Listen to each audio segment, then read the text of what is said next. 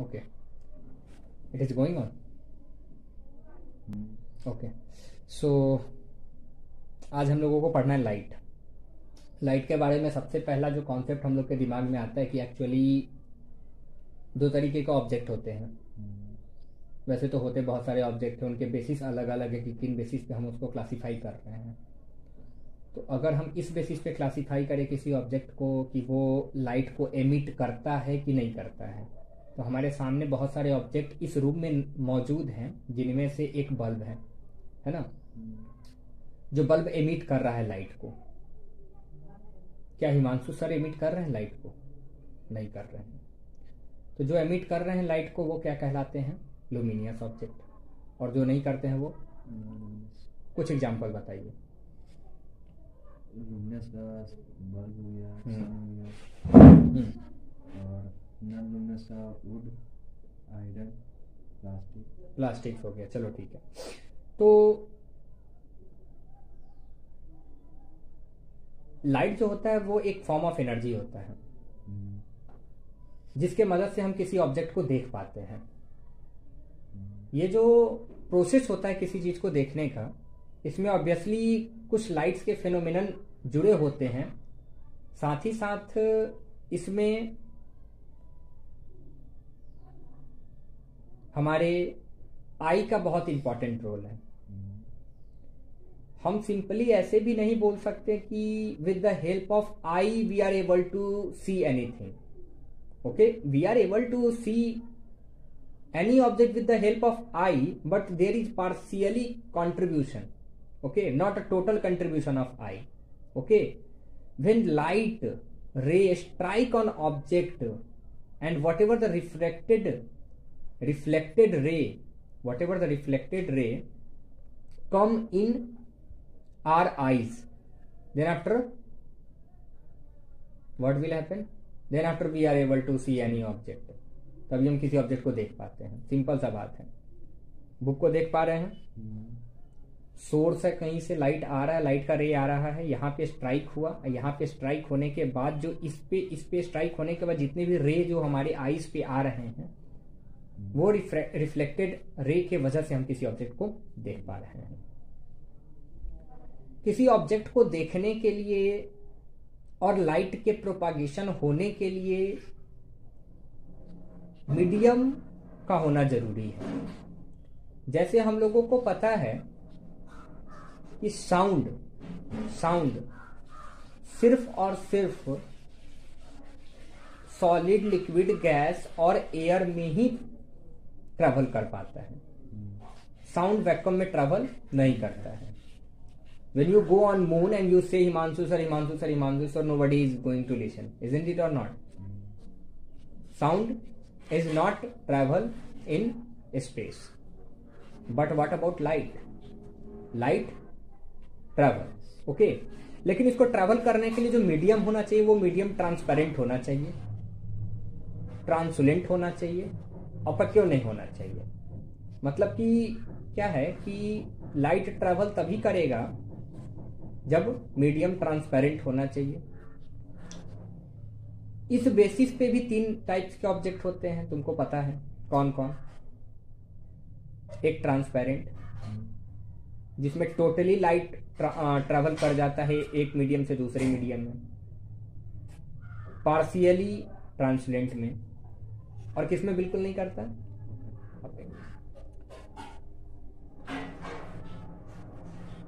और हमको ये भी पता है कि जो वैक्यूम में जो लाइट का स्पीड होता है वो 3 × 10⁸ मीटर पर सेकेंड होता है, जिसको हम लोग सी से भी डोनेट करते हैं, सी, स्मॉल सी से। द स्पीड ऑफ लाइट, और we can say that velocity of light. What you want to say? We can say speed. Light travel in a straight line. If we know that light travel in a straight line, then we say velocity, not speed, because velocity is a type of speed when an object flow in a definite direction. जब हमें direction पता होता है तब वही speed किसी object का velocity कहलाता है। तो तो हम स्पीड के जगह पे वेलोसिटी बोलेंगे तो वो ज़्यादा इम्पैक्टफुल होगा। The velocity of light is 3 × 10⁸ मीटर/सेकेंड। आगे बढ़ते हैं, दो सबसे इंपॉर्टेंट फेनोमेना जो हमें पढ़ना है इस चैप्टर में। क्लास 10th में लाइट में, जिसको हम लोग एक ऑप्टिक्स भी बोलते हैं, ऑप्टिक्स एक बहुत बड़ी दुनिया है। You will introduce about optics in a very good way, organized way in 12th. Okay, so whatever the concept you read in class 8 or in 10th right now, that all things will come in 12th, okay, in large mass. So here we will go to study about two phenomena. First phenomena is reflection of light, and another one is refraction. Little pronunciation difference between little, that is obviously one is reflection and another is refraction. Within a sentence or within a thin line we can say that bounce back of light, a phenomena in which light ray bounce back from a surface, they are said to be, or it is known as reflection of light. So reflection of light एक तरीके का ऐसा phenomena होता है जिसमें light bounce back करते किसी plane surface पे, लाइट बाउंस बैक करता है किसी प्लेन सरफेस से। बाउंस बैक होने के लिए ट्रांसपेरेंट मीडियम होना चाहिए, ट्रांसुलेंट मीडियम होना चाहिए, या ट्रांसपेरेंट ऑब्जेक्ट होना चाहिए कि ट्रांसुलेंट ऑब्जेक्ट होना चाहिए कि ओपेक ऑब्जेक्ट होना चाहिए? ओपेक होना चाहिए, अदरवाइज फिर दूसरा हो जाएगा। इट मीन डैट कि अगर सरफेस ओपेक होगा तभी जाके रिफ्लेक्शन होगा, अगर ट्रांसुलेंट और ट्रांसपेरेंट होगा तब वो रिफ्रैक्शन हो जाएगा, है ना। तो सिंपल है कि थिन लाइन में ऐसे समझे कि अगर लाइट किसी ऑब्जेक्ट पर, अगर मेरा जो पाम है या हैंड हम जो भी बोले, ये जो है सो ओपेक है, यहाँ पे लाइट आया और आने के बाद जो है सो वो डेविएट होके चला गया, तो ये प्रोसेस जो होता है वो रिफ्लेक्शन कहलाता है। ठीक है, बहुत कुछ ऐसे टर्म्स होते हैं जो इसमें हम लोग को इंट्रोड्यूस होते हैं, जिसमें सबसे पहला होता है इंसिडेंट रे, एक होता है रिफ्लेक्टेड रे। जो आने वाली रे होती है किसी सरफेस पे किसी पॉइंट पर, वो इंसिडेंट कहलाती है, और जो जाती है डेविएट होके रिफ्लेक्शन के बाद, वो ऑब्वियसली रिफ्लेक्टेड रे कहलाती है। नॉर्मल का मतलब ये होता है कि इंसिडेंट रे और रिफ्लेक्टेड रे के बीच में एक नॉर्मल रे होती है जो उस सरफेस के नॉर्मल होती है, 90 डिग्री पर होती है, जिसके रेस्पेक्ट से एंगल हम लोग निकालते हैं इंसिडेंट का और रिफ्लेक्टेड का। तो हमारे पास कुछ कुछ टर्म है, छोटे छोटे टर्म्स हैं, जो कि एंगल ऑफ इंसिडेंस होते हैं, एंगल ऑफ रिफ्लेक्टेड होते हैं, इंसिडेंट रे होते हैं, रिफ्लेक्टेड रे होते हैं, नॉर्मल होते हैं, पॉइंट ऑफ इंसिडेंस होते हैं, जहां पे नॉर्मल, इंसिडेंट रे और रिफ्लेक्टेड रे सब का सब एक साथ आके मिल जाता है ना। तो कुल मिला के the phenomenon of the bouncing back of light रे in the same medium, okay, on striking a smooth surface is called reflection of light. That's it. Let's proceed this chapter with another one, that is obviously law of reflection. दो बड़ा छोटा छोटा सा law है, अगर आप बता दो तो बड़ा अच्छा रहेगा। angle of incidence is equal to angle of reflection. Second, the incident ray, reflected ray and the normal at the point of incidence all lie in the same plane. ठीक है, means first one, that angle of incidence, the angle by which incident ray will come with respect to normal, and with that angle it will go, okay. So the angle of incidence and angle of reflected both are equal. Means if a ray of light will come with 45 degree, after reflection it will go also with 45 degree, isn't it?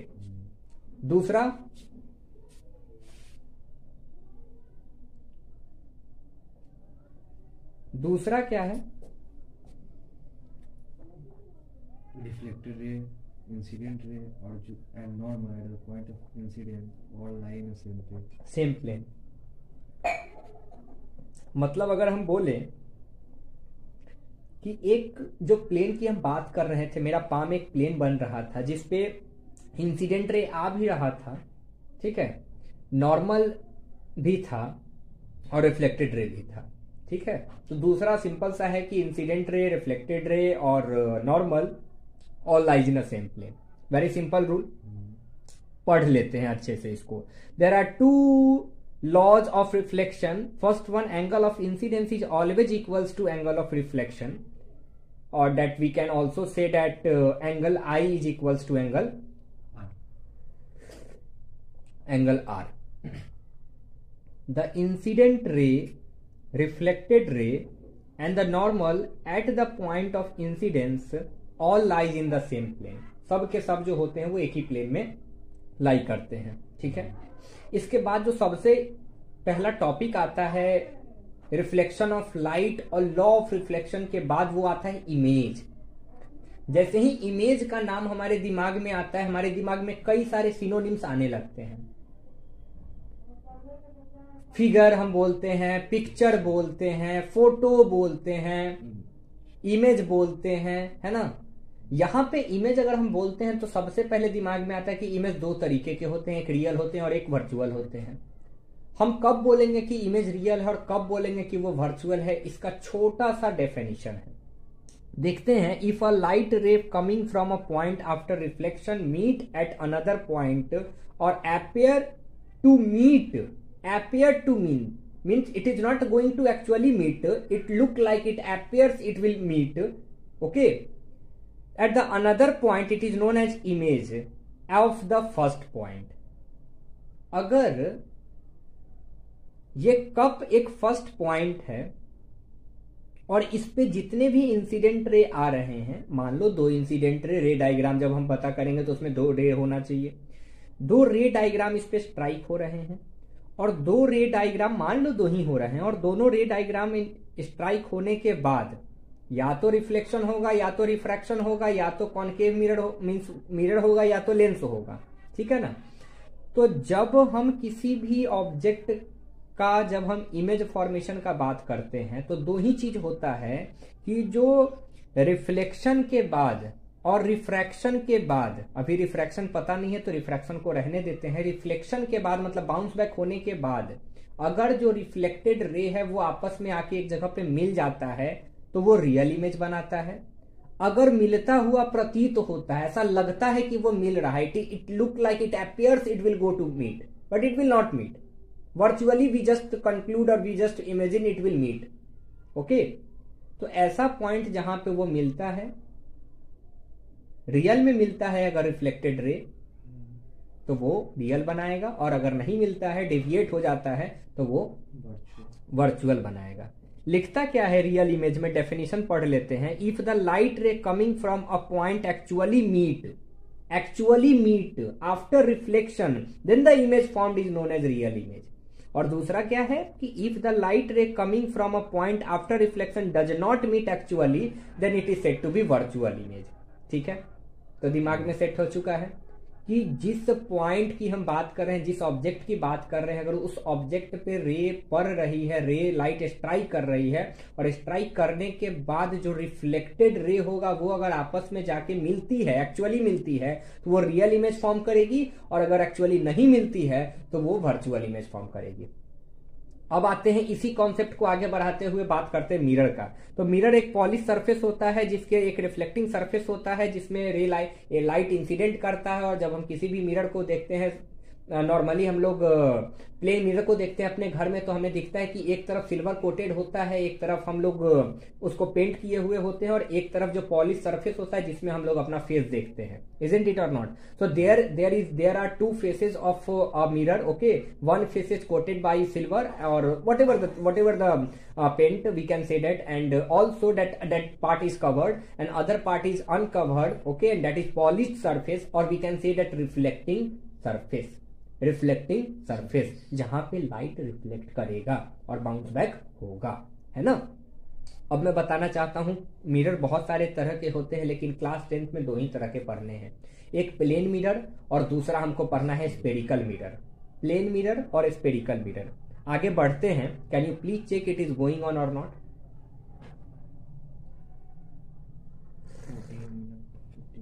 Okay, so plane mirror अब क्या होता है सो देख लेते हैं। If the reflecting surface of a mirror is plane then the mirror is called a plane mirror. Simple बात है कि वैसा मिरर जो प्लेन होगा, फ्लैट होगा, आपके मोबाइल के स्क्रीन के जैसा फ्लैट होगा, है ना, तो वो क्या कहलाएगा? प्लेन मिरर कहलाएगा। Image formed by a plane mirror has following properties. कुछ प्रॉपर्टीज होते हैं, आइए प्रॉपर्टीज को देखते हैं। अब सिंपल सा बात है कि ये प्रॉपर्टीज आप अपने लाइफ में, डेली लाइफ में जब आप उसको यूज करते हो तो आप उस चीज को देखते भी हो, ऑब्जर्व भी करते हो, उनको रिकॉल करना है। सबसे पहला नंबर बात, it is always virtual and erect. इसका मतलब तुम क्या समझते हो?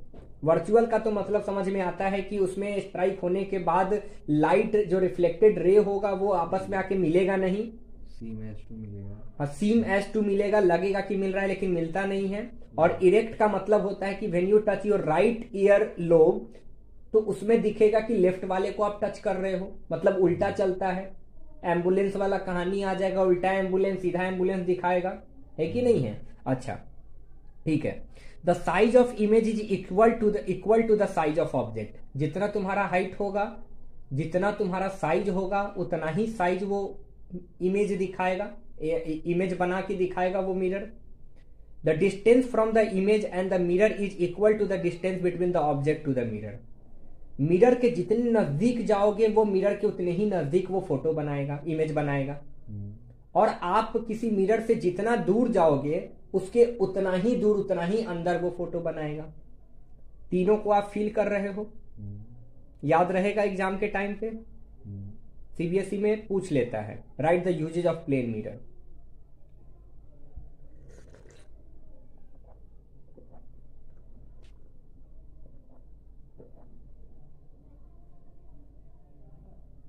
The image is laterally inverted, that the left seem to be right and right seem to be left. So that property जो मैंने राइट लोब, ईयर लोब और वाला जो मैंने बताया वो था, वो प्रॉपर्टी कहलाता है laterally inverted कहलाता है। इरेक्ट का कुछ और कहानी है, इरेक्ट का कुछ और कहानी है।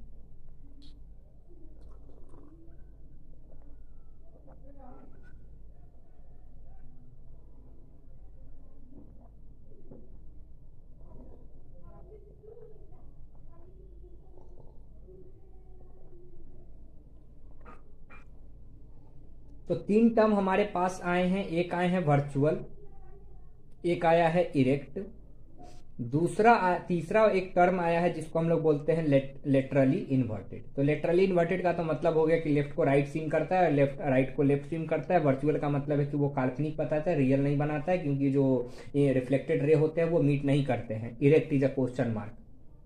What is the meaning of erect? Okay. Focal length of a plane mirror is infinite. Focal length बताएंगे आगे चल के कि फोकल लेंथ होता क्या है, लेकिन बोल क्या रहा है कि जो फोकल लेंथ होगा वो प्लेन मिरर का वो होगा इनफाइनाइट। हम लोग पढ़ चुके हैं तो हम लोगों को पता है कि जो पोल होता है किसी भी मिरर का और जो उसका रेडियस ऑफ कर्वेचर होता है, उनके बीच के डिस्टेंस को हम लोग फोकल लेंथ बोलते हैं। फोकस और पोल के बीच में फोकल लेंथ, प्रिंसिपल फोकस और पोल के बीच के डिस्टेंस को हम लोग फोकल लेंथ बोलते हैं। और पोल और सेंटर ऑफ कर्वेचर के बीच के दूरी को हम लोग रेडियस ऑफ कर्वेचर बोलते हैं। क्लियर है? तो ये जो होगा ये इसका इनफाइनाइट होगा। यूजेज क्या है इसका? यूजेज कॉमन यूज होता है, लुकिंग ग्लास में यूज किया जाता है, पेरिस्कोप बनाने में किया जाता है, कैलेडोस्कोप बनाने में यूज किया जाता है। इन सब के बारे में आप सर्च करके देख सकते हो कि एक्चुअली होता क्या है। तो एक तरीके का ऐसा ऑब्जेक्ट होता है जिसमें हम किसी ऑब्जेक्ट को देखते हैं। ठीक है, अच्छा अब बात करते हैं दूसरे मिरर के बारे में कि दूसरा एक मिरर है जिसका नाम है स्पेरिकल मिरर। वो होता क्या है? If reflecting surface is not flat, little bit tilted like this way, then what we can say that अगर वो कर्व हो, इनवर्ड कर्व हो आउटवर्ड कर्व हो उसमें कोई दिक्कत नहीं है, ठीक है। तो वो क्या कहलाएगा, स्फेरिकल मिरर कहलाएगा, ठीक है। स्फेरिकल मिरर दो टाइप के होते हैं, एक होते हैं कॉनकेव मिरर और एक होते हैं कॉन्वेक्स मिरर। सिंपल सा लॉजिक है कि अगर कोई भी रिफ्लेक्टिंग, किसी का रिफ्लेक्टिंग सरफेस, बात मैं कर रहा हूं किसी का रिफ्लेक्टिंग सरफेस, अगर मान लो किसी का भी रिफ्लेक्टिंग सरफेस इनवर्ड है, अंदर की तरफ मुड़ा हुआ है, तो वो कहलाएगा कॉनकेव। और अगर किसी का रिफ्लेक्टिंग सरफेस बाहर की तरफ उभरा हुआ है, ठीक है, तो वो क्या कहलाएगा, कॉन्वेक्स कहलाएगा। The spherical mirror with inward curved reflecting surface is called concave mirror और the spherical mirror with outward curve reflecting surface is called convex mirror, ठीक है।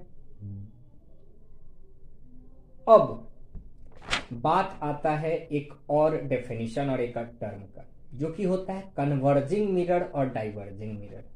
तो कन्वर्जिंग मिरर और डाइवर्जिंग मिरर को पढ़ने से पहले हम पहले समझ लेते हैं कि कन्वर्जिंग रे और डाइवर्जिंग रे क्या होता है।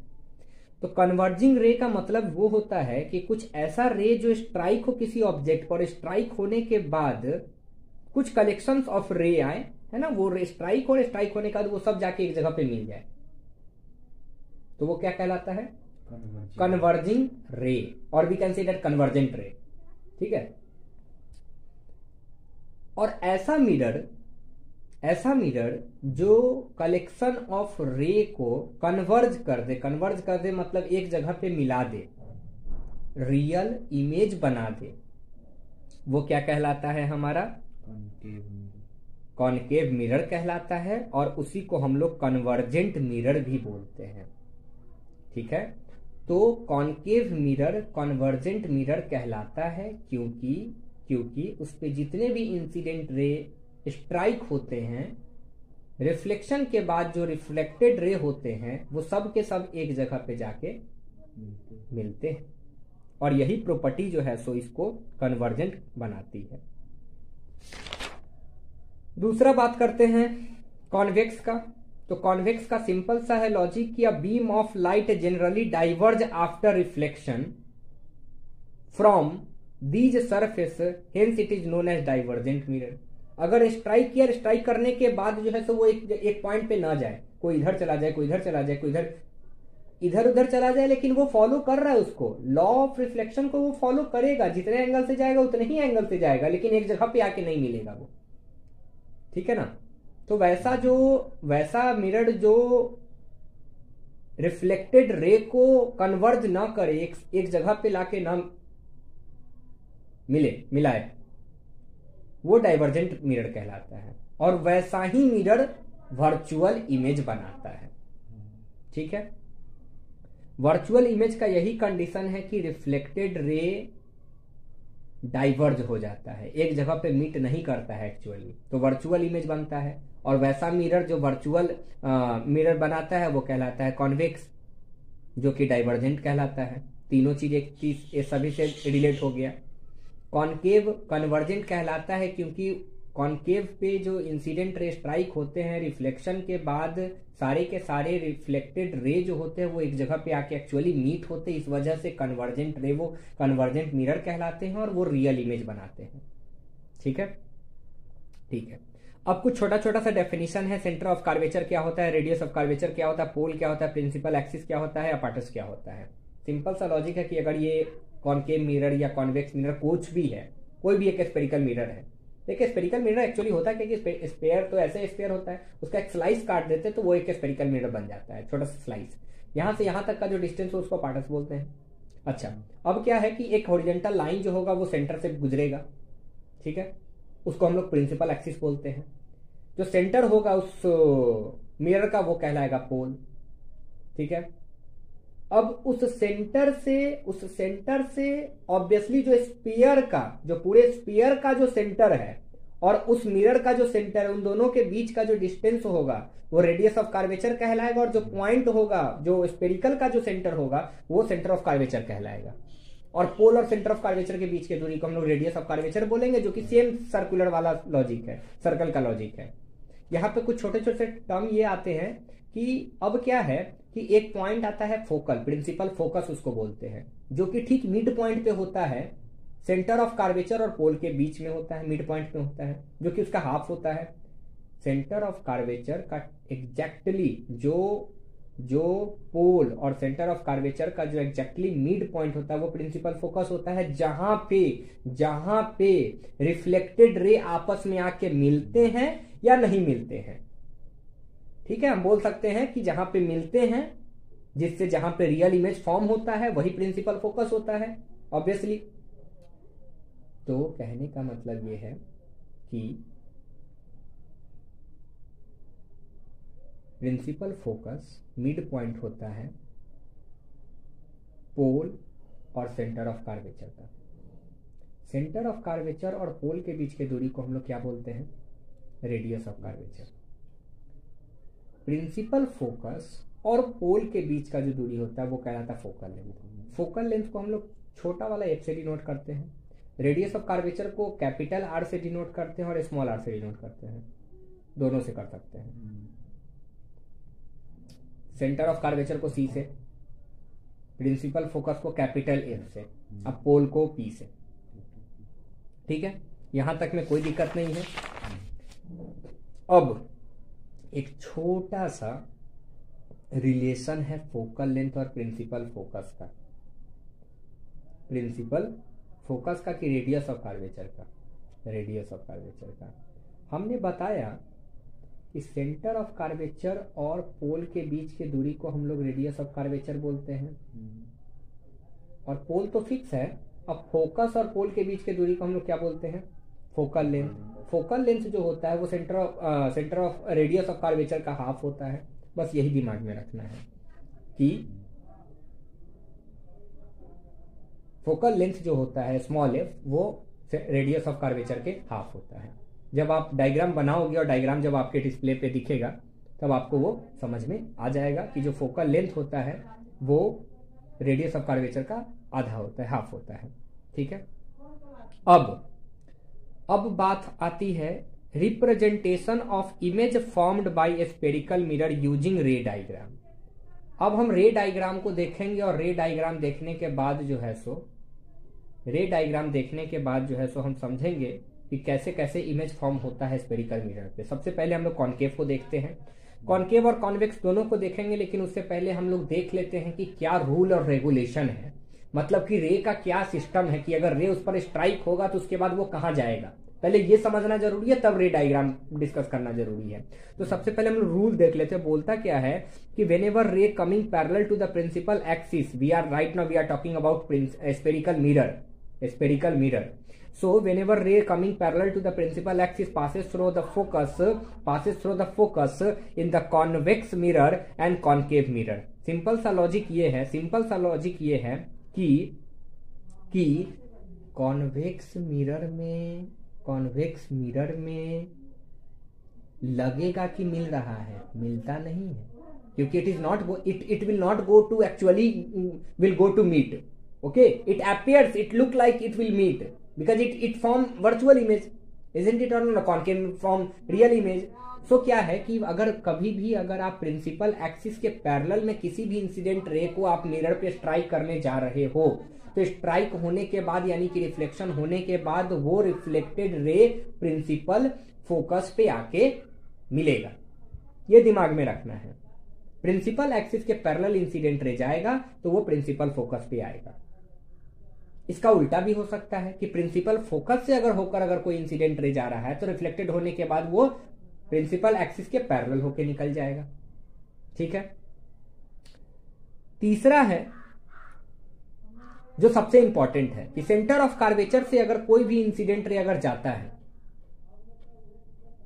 तो कोई डेविएशन नहीं होता है, वो फिर उसी पर से वापस लौट आता है। मतलब सेंटर ऑफ कार्वेचर से अगर कोई इंसिडेंट रे स्ट्राइक करता है कॉनकेव या कॉन्वेक्स में तो वो फिर उसी पाथ में जो है सो वो फिर वापस लौट जाता है। तो ये 3 रूल जो हमें दिमाग में रखना था। चौथा रूल देख लेते हैं। चौथा क्या है कि ray incident start. Okay, so next topic है हमारा image formation by spherical mirror. तीन रूल हमने डिस्कशन किया है, जो तीन रूल हमें दिमाग में रखना है कि अगर कॉन्वेक्स मिरर हो या कॉन्केव मिरर हो, प्रिंसिपल एक्सिस के अगर पैरेलल अगर कोई भी इंसिडेंट रे अगर स्ट्राइक होता है तो वो प्रिंसिपल फोकस पे रिफ्लेक्शन के बाद जो है सो वो चला जाएगा। अगर प्रिंसिपल फोकस से कोई इंसिडेंट रे जाता है और स्ट्राइक होता है तो वो प्रिंसिपल एक्सिस के पैरेलल होके गुजर जाएगा। और तीसरा जो है सो अगर मान लो कि सेंटर ऑफ कर्वेचर से अगर कोई इंसिडेंट रे अगर स्ट्राइक करता है मिरर पे तो फिर उसी रास्ते फिर सेंटर ऑफ कर्वेचर से ही वो रिफ्लेक्टेड होके बैक हो जाएगा। मतलब सेंटर ऑफ कर्वेचर से जाएगा और सेंटर ऑफ कर्वेचर से ही लौट जाएगा। प्रिंसिपल ऑफ एक्सिस के पैरेलल जाएगा, प्रिंसिपल एक्सिस के पैरेलल जाएगा तो फोकस पे आ जाएगा, है ना। और प्रिंसिपल फोकस से अगर जाता है तो वो प्रिंसिपल एक्सिस के पैरेलल होके निकल जाएगा। ठीक है, यही है सिंपल सा लॉजिक। अब इस सिंपल सा लॉजिक को हम लोग यहाँ पे डालेंगे। दो रे का बहुत इंपॉर्टेंस होता है, बिना दो रे के हम लोग रे डायग्राम नहीं बना सकते हैं। अब हम लोग सबसे पहले देखेंगे कॉन्वेक्स मिरर का, सॉरी कॉन्केव मिरर का। तो कॉन्केव मिरर में हम आपको बता देते हैं कि हम लोगों को 6 केस पढ़ना है। ठीक है, अभी आगे फिर देखेंगे कि क्या करना है, 12th में क्या है सो नहीं है। ठीक है, image formation by concave mirror का क्या सिस्टम है, सो चलिए हम बता देते हैं आपको। सबसे पहले तो आपको मैं बता दूं कि कॉन्केव मिरर मतलब कि अंदर की तरफ होगा रिफ्लेक्टिंग सरफेस, इधर की तरफ नहीं होगा। तो जो भी इंसिडेंट रे होगा वो होगा अंदर की तरफ ही स्ट्राइक होने वाला है। ठीक है, अंदर की तरफ स्ट्राइक होने वाला है। चलिए ठीक है, आगे बढ़ते हैं। सबसे पहला है हमें छोटा छोटा चीज दिमाग में रखना है, क्या, पोजीशन ऑफ ऑब्जेक्ट और पोजीशन ऑफ इमेज। ये दिमाग में रखेंगे। रे डायग्राम तो बनना ही बनना है क्योंकि हमको प्रॉपर्टी पता है, रूल भी पता है। ठीक है, आगे देखते हैं। अगर इन्फिनिटी पे ऑब्जेक्ट होगा तो रे पैरेलल जाएगा प्रिंसिपल एक्सिस के और दोनों रे इंटरसेक्ट स्ट्राइक होने के बाद कॉन्केव मिरर के वो दोनों प्रिंसिपल फोकस पे आ जाएगा। इसलिए ऑब्जेक्ट अगर इन्फिनिटी पे होगा तो फोकस पे वो फोटो बनाएगा। ठीक है, आगे बढ़ते हैं। अगर मान लीजिए कि सी के बियॉन्ड पे कोई ऑब्जेक्ट है, सी के बियॉन्ड पे मतलब कि इनफाइनाइट पे नहीं है, फाइनाइट डिस्टेंस पे है अगर कोई ऑब्जेक्ट, तो फिर क्या होगा कि एक इंसिडेंट रे प्रिंसिपल एक्सिस के पैरेलल जाएगा, फोकस पे आ जाएगा, है ना। और दूसरा जो है वो प्रिंसिपल फोकस से जाएगा तो वो प्रिंसिपल एक्सिस के पैरेलल लौटेगा और इस बीच में कहीं पे ये इंटरसेक्ट होगा। और जहां पे ये इंटरसेक्ट होगा रिफ्लेक्टेड रेज, ये दोनों रिफ्लेक्टेड रेज, एक रिफ्लेक्टेड रे जो है वो प्रिंसिपल एक्सिस के पैरेलल जा रहा है और दूसरा इंसिडेंट रे फोकस से होके जा रहा है और दोनों अपना अपोजिट प्रॉपर्टी है। एक जो प्रिंसिपल एक्सिस के पैरेलल जा रहा है वो प्रिंसिपल फोकस पे आएगा और जो प्रिंसिपल फोकस से होके जा रहा है वो प्रिंसिपल एक्सिस के पैरेलल जाएगा। इसी बीच में जहां पे वो इंटरसेक्ट होगा वहां पे इमेज का फॉर्मेशन हो जाएगा और वो जगह है इस बार जब ऑब्जेक्ट बियॉन्ड सी होगा, है ना, मतलब फाइनाइट डिस्टेंस पे होगा तो वो जो इमेज पोजीशन होगा इमेज का वो होगा फोकस और सेंटर ऑफ कर्वेचर के बीच में। ठीक है, इन दोनों में जो नेचर होगा और साइज होगा इमेज का वो रियल होगा, इन्वर्टेड होगा और साथ ही साथ डायमेंसाइज होगा। अब यहाँ पे दो वर्ड आएगा, एक आएगा मैग्नीफाइड और एक आएगा डायमेंसाइज। तो मैं आपको बता देना चाहता हूं कि मैग्नीफाइड और डायमेंसाइड का मतलब क्या होता है। मैग्नीफाइड का मतलब जो इमेज बने, ऑब्जेक्ट का जो इमेज बनेगा वो बड़ा बनेगा। डायमेंसाइड का मतलब छोटा बनेगा, ऑब्जेक्ट छोटा बनेगा। चलो ठीक है। अब अगर मान लो कि अगर सेंटर ऑफ कर्वेचर पे अगर कोई ऑब्जेक्ट होता है, तो वो फोटो भी इमेज भी सेंटर ऑफ कर्वेचर पे ही बनेगा। और इसमें हम लोग कौन सा रूल अप्लाएंगे, पहले वाला रूल। सेंटर ऑफ कर्वेचर पे ऑब्जेक्ट होगा, ठीक है, दोनों जाएगा पैरेलल, ठीक है, एक जाएगा पैरेलल और एक जाएगा प्रिंसिपल फोकस से और टकराने के बाद जो जहां मिलेगा वो मिलेगा कहां पे, ऑब्वियसली सेंटर ऑफ कर्वेचर पे ही मिलेगा। लेकिन क्या है कि ऑब्जेक्ट होगा पॉजिटिव, इमेज बनेगा निगेटिव, उसके नीचे बनेगा। प्रिंसिपल एक्सिस के ऊपर में ऑब्जेक्ट होगा, इमेज नीचे बनेगा। ठीक है ना, यानी कि सेम साइज का बनेगा लेकिन इन्वर्टेड बनेगा। कैसा बनेगा, इन्वर्टेड बनेगा। अच्छा, एक्चुअली में ये मीट कर रहा है तो हम बोलेंगे कि ये रियल बना रहा है। लेकिन इन्वर्टेड क्यों है, क्योंकि ऑब्जेक्ट के ठीक उल्टा इमेज बना रहा है। ठीक है, अच्छा, सेंटर ऑफ कर्वेचर पे अगर ऑब्जेक्ट होगा तो concave mirror centre of curvature पे ही इमेज बनाएगा। चौथा पढ़ते हैं, between focus and centre of curvature. Between focus and centre of curvature. जब मान लो कि कोई ऑब्जेक्ट प्रिंसिपल, फोकस और सेंटर ऑफ कार्वेचर के बीच में होगा, तब ऑब्जेक्ट जो है सो सेंटर ऑफ कार्वेचर के बियॉन्ड बनाएगा, जो कि दूसरा रे डायग्राम का अपोजिट है। ठीक है, पांचवा वाला जो है वो फर्स्ट वाले का अपोजिट है। जब इन्फिनिटी पे था तो फोकस पे बना था, और जब फोकस पे ऑब्जेक्ट होगा तो इमेज इन्फिनिटी पे बनेगा। अब ये छठा वाला जो है सो स्पेशल केस है, ये दिमाग में हमेशा रखना है, सीबीएसई कंफ्यूज करता है कि जब ऑब्जेक्ट प्रिंसिपल, फोकस और पोल के बीच में अगर ऑब्जेक्ट होगा तब इमेज जो बनेगा वो मिरर के बिहाइंड बनेगा। मतलब अब रियल नहीं बन रहा है, सिर्फ एक ही स्पेशल केस है, छठा केस है, जिसमें इमेज जो है सो रियल नहीं बन रहा है, वर्चुअल बन रहा है, इरेक्ट बनेगा और मैग्नीफाइड बनेगा। ठीक है, क्लियर है। यूज क्या क्या है, तो यूज है कि टॉर्च में यूज करते हैं क्योंकि वो कन्वर्ज करता है, डाइवर्ज नहीं करता है, एक जगह कन्वर्ज करता है, फोकस करने में बनता है। सर्च लाइट में, व्हीकल्स में, headlight of the powerful parallel beam of the light, इसी प्रॉपर्टी को यूज करने के लिए हम लोग इसका यूज करते हैं। साथ ही साथ सेविंग मिरर में भी यूज करते हैं क्योंकि ये ऑब्जेक्ट को बड़ा करके दिखाता है और कॉन्वेक्स छोटा करके दिखाता है, इसलिए हम लोग बाइक के और कार के पीछे रेयर वाले में लगाते हैं। डेंटिस्ट इसका यूज करते हैं। Large concave mirror are used to converge sun ray on a point to produce large amount of concentrated heat as a solar furnace. Okay, so ये एक और प्रॉपर्टी होता है, सिंपल सा है कि अगर हॉट गरम तावा है उस पर अब अगर जब बैठोगे, ठीक है, 1 घंटे से रोटी बन रहा है और उस तावे पे अगर आपको बैठा दिया जाए, सेम अनुभूति होगा जब आप किसी भी कॉन्केव मिरर पे बैठते हो, जो कॉन्केव मिरर सनलाइट के डायरेक्ट कांटेक्ट में बहुत देर से होगा, सेम अनुभूति होगा क्योंकि ये बहुत सारा हीट को एब्जॉर्ब करके रखा होगा। ठीक है, तो रिफ्लेक्टर में भी यूज होता है, इसका बहुत सारा यूज है। ठीक है, अब बात करते हैं कॉन्वेक्स मिरर का कि ये कॉन्वेक्स मिरर होता क्या है। 2 केस ही सिर्फ पढ़ना है। सबसे पहले माइंड में कब करना है कि ये वर्चुअल इमेज बनाने जा रहा है, क्योंकि इसमें एक्चुअली में रिफ्लेक्टेड रे जो है सो मीट नहीं करने जा रहा है। पोजीशन अगर ऑब्जेक्ट का इन्फिनिटी पे होगा तो इमेज जो है सो प्रिंसिपल फोकस के पीछे बनाएगा, और अगर ऑब्जेक्ट इन्फिनिटी और पोल के बीच में है तो फिर इमेज का पोजीशन जो होगा वो प्रिंसिपल, फोकस और पोल के बीच में होगा। ठीक है, रे डायग्राम जब आपको दिखेगा तो आपका थोड़ा सा क्लियर हो जाएगा इसमें, और इसमें भी फिर वही रूल है कि प्रिंसिपल एक्सिस के पैरेलल आएगा, वो तो डेविएटेड हो ही जाना है, लेकिन हम डॉट डॉट करके उसको ऐसे एक्चुअली मींस ऐसा वी जस्ट एज्यूम इट कि it will go to intersect और मीट टू प्रिंसिपल फोकस।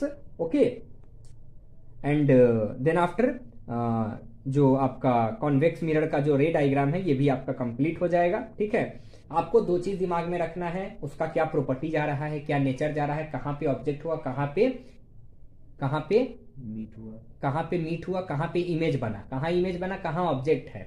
रे डायग्राम बनाना बहुत आसान है क्योंकि आपको रूल पता है। मिरर वाले में रूल बड़ा सिंपल सा है। एक रूल है कि अगर प्रिंसिपल एक्सिस के पैरेलल अगर कोई भी इंसिडेंट रे जाता है स्ट्राइक करने के बाद कॉन्वेक्स में, तो डेविएट होना है क्योंकि वो डाइवर्जेंट मिरर है, लेकिन हम लोग डॉट डॉट डॉट करके एज्यूम करके, क्योंकि वर्चुअल इमेज तो बनाना ही नहीं है, इमेज तो बनना चाहिए कैसे भी, तो हम लोग ऐसा it appears it will go to meet but it actually not. Okay, and concave में तो क्लियर ही है कि वो जो है सो अगर प्रिंसिपल एक्सिस के पैरेलल जाएगा तो वो फोकस पे आके मीट होगा, फोकस से जाएगा तो प्रिंसिपल एक्सिस के पैरेलल हो जाएगा, और अगर सेंटर ऑफ कर्वेचर से अगर जाता है तो वो फिर उस पर जो है सो वो क्या हो जाएगा, वापस लौट जाएगा। ठीक है, नेक्स्ट टॉपिक है हमारा sign convention of spherical mirror, और we can say that for reflection by the spherical mirror. Okay, so sign convention का मतलब क्या होता है कि सिंपल है कि हमें कार्टेशियन सिस्टम पता है, वर्टिकल लाइन होता है, हॉरिजॉन्टल लाइन होता है, एक्स एक्सिस होता है, एक डैश एक्सिस होता है, वाई एक्सिस होता है, वाई डैश एक्सिस होता है। राइट वाला जो एक्स एक्सिस होता है वो पॉजिटिव होता है, लेफ्ट वाला जो एक्स एक्सिस होता है निगेटिव होता है। ऊपर वाला जो वाई एक्सिस होता है टॉप वाला वो पॉजिटिव होता है, बिलो वाला निगेटिव होता है। अब अगर ये कॉनकेव मिरर है तो कॉनकेव मिरर का जब भी ऑब्जेक्ट रखेंगे तो उसके ठीक सामने ही रिफ्लेक्टिंग सरफेस के सामने रखेंगे। तो कॉनकेव मिरर के ठीक सामने अगर हम ऑब्जेक्ट रख रहे हैं और अगर तो हमेशा लेफ्ट में रख रहे हैं यानी निगेटिव में ही रख रहे हैं, तो माइंड मेकअप है कि कॉनकेव मिरर के केस में ऑब्जेक्ट का जो पोजीशन होगा वो हमेशा निगेटिव होगा। इमेज अगर ऊपर बन रहा है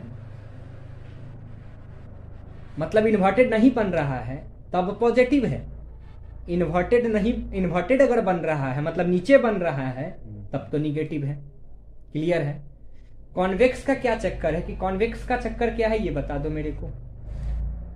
कॉन्वेक्स का जो ऐसे है सिस्टम, ऐसे सिस्टम है मतलब यही है, इधर है रिफ्लेक्टिंग सरफेस, तो उसका भी जो ऑब्जेक्ट होगा वो भी निगेटिव कंसीडर होगा। ऑब्जेक्ट का पोजीशन उसका भी निगेटिव होगा। बोलो, लिखता क्या है कि the object is always placed to the left of the mirror. चाहे वो कॉन्वेक्स मिरर हो या कॉनकेव मिरर हो, ऑब्जेक्ट हमेशा लेफ्ट में ही रहेगा मतलब निगेटिव ही रहेगा। इमेज का केस चेंज होते रहता है। इमेज का भी केस में तुमको माइंड क्लियर होना चाहिए कि कॉनकेव का जो शुरू का 5 जो था रे डायग्राम, उस सब में वर्चुअल इमेज नहीं बन रहा था, रियल इमेज ही बन रहा था। नीचे बनेगा तो निगेटिव है, मिरर के ठीक उसी साइड में अगर मिरर के ही साइड में बन रहा है तो वो निगेटिव ही होगा। ठीक है, स्पेशल केस वाले में उधर जाके बन रहा है, अगर ऊपर बन रहा है तो पॉजिटिव है, नीचे बन रहा है तो निगेटिव है। ठीक है, कॉन्वेक्स का भी वही सिस्टम है। ठीक है, all the distance parallel to principal axis are measured from the pole of the mirror and the distance of the left pole that is negative and the distance from the right pole that is positive. ठीक है, distance जो perpendicular होगा वो above होगा वो positive, below होगा सो negative. ठीक है, focal length of convex mirror is taken as positive whereas focal length of concave mirror is taken as negative. कहने का मतलब ये है कि जो फोकल लेंथ होगा कॉन्वेक्स का वो पॉजिटिव लेंगे और जो कॉनकेव मिरर का फोकल लेंथ होगा वो निगेटिव लेंगे। फोकल लेंथ का मतलब है कि पोल और सेंटर ऑफ कर्वेचर के फोकस के बीच का दूरी। कॉन्वेक्स में किसी केस में इमेज उसी मिरर के साइड में बन रहा है क्या? नहीं बन रहा है। ये अगर कॉन्वेक्स मिरर है, इधर रिफ्लेक्टिंग सरफेस है, दोनों केस में ऑब्जेक्ट इधर है, लेफ्ट में ऑब्जेक्ट है, लेकिन इमेज हमेशा राइट में बन रहा है, इधर बन रहा है क्योंकि वर्चुअल इमेज बन रहा है। और राइट में है तो इधर पोल है और इधर फोकस है, तो पोल और फोकस का बीच का तो ऑब्वियसली राइट साइड में बन रहा है। इसलिए कॉन्वेक्स के केस में फोकल लेंथ यानी कि पोल और प्रिंसिपल फोकस के बीच का जो दूरी होता है स्मॉल एफ, फोकल लेंथ वो पॉजिटिव होगा और कॉनकेव में निगेटिव होगा। मिरर फॉर्मूला आ गया है। नेक्स्ट टॉपिक मिरर फॉर्मूला है क्या? It is a formula which establish the relationship between the 3 term. पहला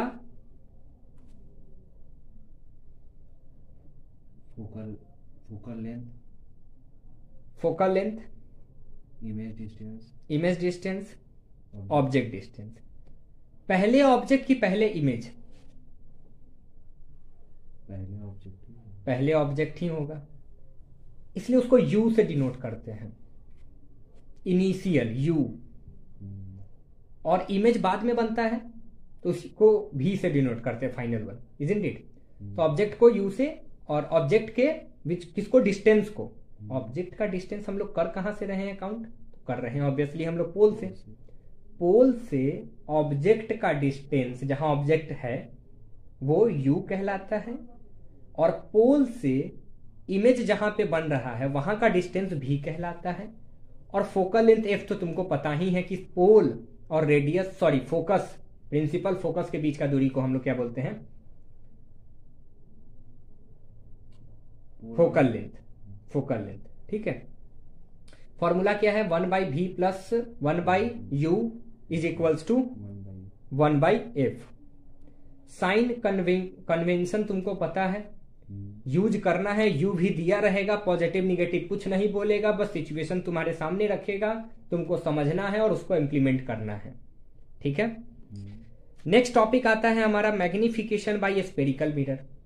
मैग्निफिकेशन एक बहुत अच्छा सा टर्म है जो कि रेशियो होता है किसी चीज का, हाइट ऑफ ऑब्जेक्ट और हाइट ऑफ इमेज का, हाइट ऑफ ऑब्जेक्ट और हाइट ऑफ इमेज का हम लोग बोलते हैं मैग्नीफाइड है, उसका क्या बोलते हैं, डायमेंसाइज्ड है ना। तो हाइट, इमेज का हाइट और ऑब्जेक्ट का हाइट, इन दोनों का रेशियो क्या कहलाता है, मैग्निफिकेशन कहलाता है। और हम आपको बता दें कि वही मैग्निफिकेशन डिस्टेंस में भी लागू होता है, और वो होता है मैग्निफिकेशन m बराबर minus image distance upon object distance. It mean that m is equals to height of image upon height of object is equals to minus image distance upon object distance, ठीक है। HI से हम लोग height of image बोलते हैं और HO से हम लोग क्या बोलते हैं, हाइट ऑफ ऑब्जेक्ट बोलते हैं। फिर से बोलता हूं, मैग्निफिकेशन m से डिनोट करते हैं, मैग्निफिकेशन m बराबर HI upon H0 is equals to minus V upon U, याद रहेगा। फिर मैं बता देना चाहता हूं कि अगर मान लो मैग्निफिकेशन निगेटिव आता है तो इमेज रियल और इन्वर्टेड होगा, और मैग्निफिकेशन पॉजिटिव आता है तो वो वर्चुअल और इरेक्ट होगा, ठीक है। मैग्निफिकेशन अगर मान लो 1 होता है, मैग्निफिकेशन की वैल्यू 1 होती है, तब क्या होगी, हाइट ऑफ इमेज और हाइट ऑफ ऑब्जेक्ट दोनों बराबर होगा, ठीक है। मैग्निफिकेशन 1 से छोटा होगा कब, जब हाइट ऑफ ऑब्जेक्ट बड़ा होगा हाइट ऑफ इमेज से। मैग्निफिकेशन 1 से छोटा होगा मतलब निगेटिव वैल्यू देगा कब, जब इमेज का हाइट ज्यादा होगा ऑब्जेक्ट के हाइट से, ठीक है। अब आपको करने हैं बहुत सारे न्यूमेरिकल्स जो कि बेस्ड हैं आपके मिरर फॉर्मूला पे, और पूरा का पूरा इसमें यूज होगा आपका रे डायग्राम मिरर का, स्फेरिकल मिरर का। और फिर हम लोग नेक्स्ट टॉपिक जो पूरा लेंस है, स्फेरिकल लेंस है और रिफ्रैक्शन है, अनदर फेनोमेना है, जिनको हम लोग बात करेंगे, ठीक है।